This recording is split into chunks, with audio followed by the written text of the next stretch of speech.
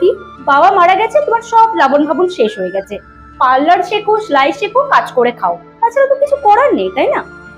এটা তুমি কি বলছো আন্টি? আমি ছোট থেকে পড়াশোনায় ভালো ক্লাসের র্যাঙ্ক করছি, এখন হুট করে কাজে ঢুকলে আমার কেরিয়ারটার কি হবে বলো তুমি? তাতে কি হয়েছে, পড়াশোনার পাশাপাশি সব করাই যায়। মায়ের সাহায্য করতে পারবি, কোনো কাজই ছোট নয়, সব কাজই করা যায়। তুই কি করছিস এখন?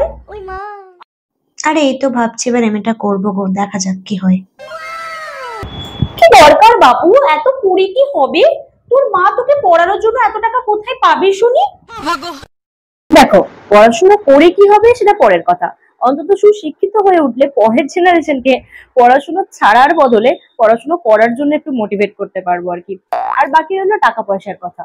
বাবা যাওয়ার পর সবার কথা এড়িয়ে মা যখন আমাকে এখনো অব্দি গ্রাজুয়েট করতে পেরেছে, সুতরাং ভগবানের আশীর্বাদে আশা করি এরপরে আর কোনো সমস্যা হবে না।